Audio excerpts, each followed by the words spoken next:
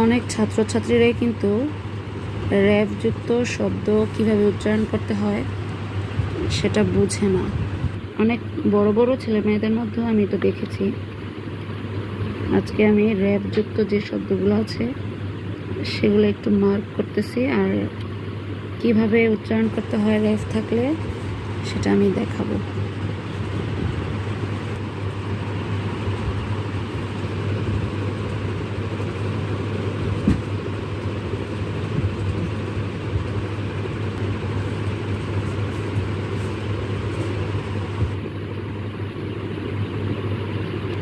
হাজার একটা ঢাকনাটা লাগাই ফেলো তো।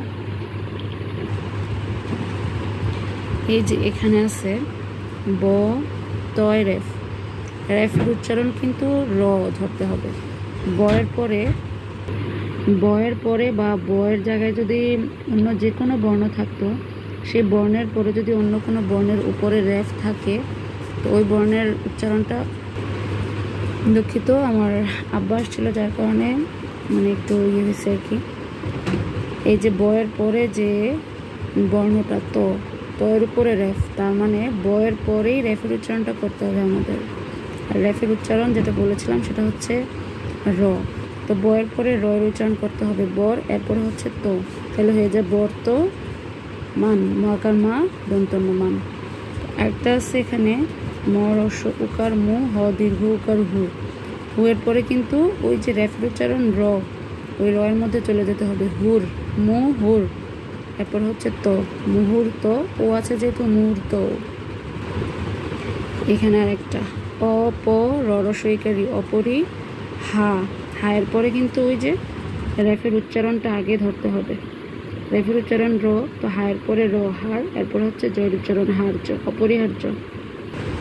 আর এটা হবে কি নি, নরসইকার নি ভ রেফ, তাহলে নি এর পরে রেফের উচ্চারণ ধরতে হবে র নীল, এরপর হচ্ছে ভ নির্ভ র নির্ভর, তাহলে অবশ্য দীর্ঘইকার ল শিল নির্ভরশীল।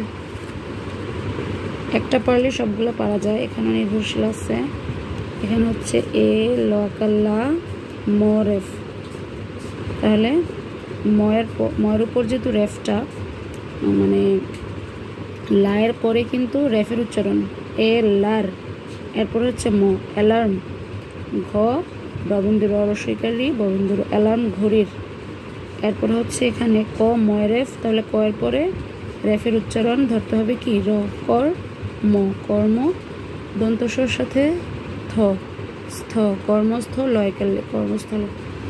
এই সহজ যে উচ্চারণগুলো, এগুলোও কিন্তু অনেক মানে বড় বড় ছাত্রছাত্রীদের মধ্যেও মানে ভুল হয়ে যায় আর কি।